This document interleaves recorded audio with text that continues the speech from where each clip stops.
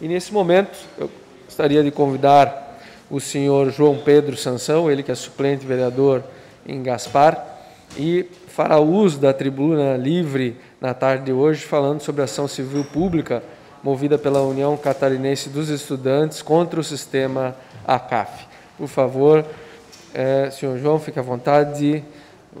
São 10 minutos para a sua explanação. Boa tarde a todos, boa tarde, senhor presidente.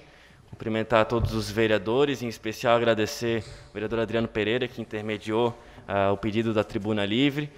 Peço licença também aos demais, fazer um cumprimento especial ainda aos vereadores Bruno e ao vereador Gilson, pela nossa relação que nós temos, mas se estendendo, claro, a todos os demais, a relação política e pessoal que nós temos, se estendendo aos demais todos os nossos cumprimentos. E ainda, assim como o vereador Silvio, somos filhos de Gaspar, mas estamos aqui hoje também dialogando aqui nessa tribuna. O tema que eu venho trazer a vocês, com o objetivo até de compartilhar e trazer à comunidade o conhecimento em relação à ação civil pública que nós ingressamos em nome da União Catarinense dos Estudantes, que é a entidade estadual aí de representação dos estudantes catarinenses. Todos sabem, nós estamos vivendo aí, atravessando esse momento de pandemia e tudo mais, as aulas presenciais foram alteradas para um modelo de aulas remotas. Foi então que,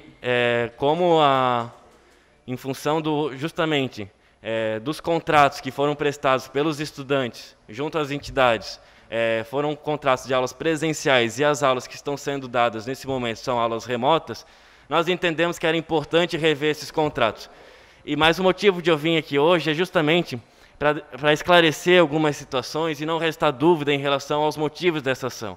Essa ação não se trata de uma ação que busca reduzir, dar benefício, dar algo extra aos estudantes. Nós estamos justamente buscando reparar um dano que aconteceu a todos os estudantes, pois o serviço contratado, por exemplo, quando você tem um serviço presencial, você usufrui a energia elétrica, o ar-condicionado, o Wi-Fi, a limpeza, entre outras coisas. E nesse momento, além da perda da qualidade do serviço em função de ser uma aula remota, é o próprio estudante que tem que arcar justamente com a sua internet, com a sua luz elétrica, entre outras questões que são pertinentes.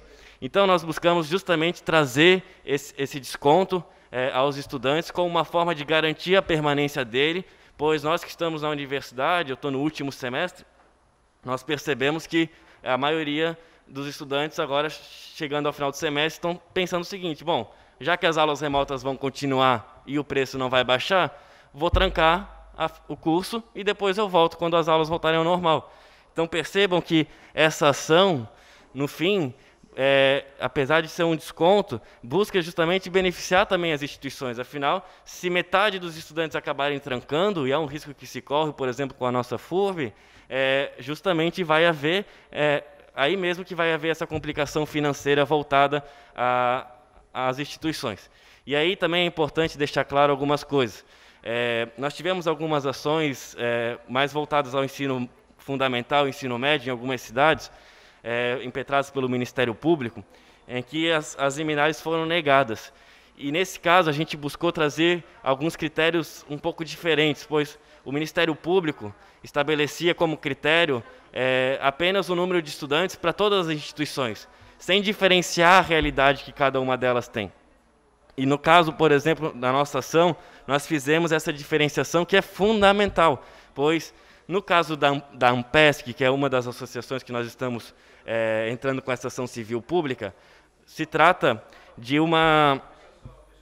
entidades que possuem donos, que possuem acionistas na Bolsa de Valores e tudo mais.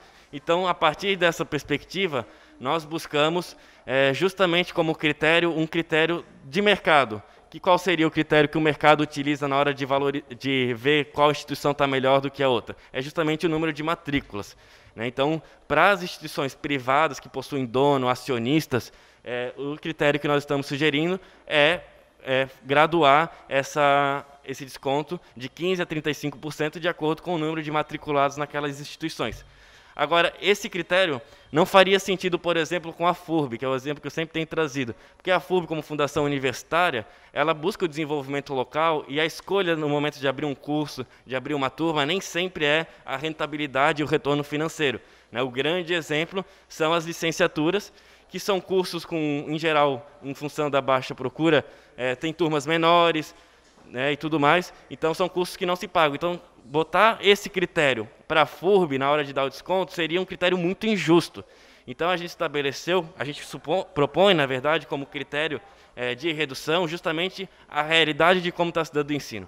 Então, nesse caso, inclusive, o nosso pedido, a FURB acabaria tendo o menor desconto. Por quê? Porque a FURB está tendo aula remota ao vivo, você interage ao mesmo tempo com o professor, inclusive podendo abrir o microfone e a câmera. As turmas continuam pequenas, A minha turma, por exemplo, são 30 pessoas, a gente mantém a mesma turma e por aí vai. Agora nós temos situações como, por exemplo, a Unisul, em Florianópolis, que baixou a carga horária de 3 horas de aula por dia para 1 hora de aula por dia, mas a mensalidade ainda é a mesma.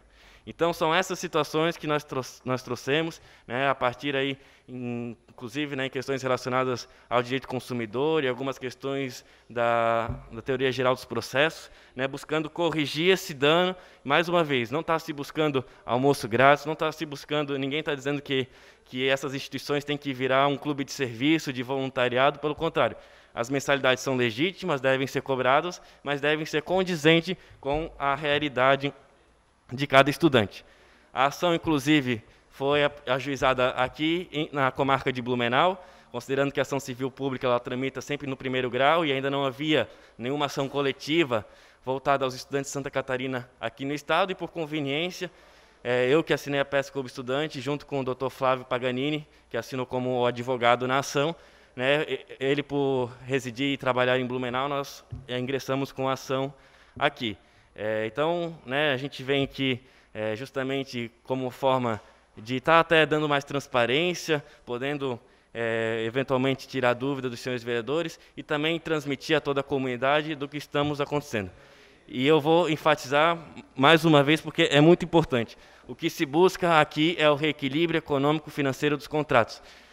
A luta, a UCE, enquanto entidade, luta por educação pública, gratuita e de qualidade. Porém, perante o judiciário, não é ali no judiciário que nós vamos conquistar direitos sociais, direitos políticos, que nós reivindicamos. No judiciário, nós estamos apenas buscando restabelecer os direitos que já existem e que é o caso, reparar o dano com as mensalidades. Senhor presidente, senhores vereadores, por hoje seria isso. Agradeço a todos pela atenção e pela palavra. Muito obrigado.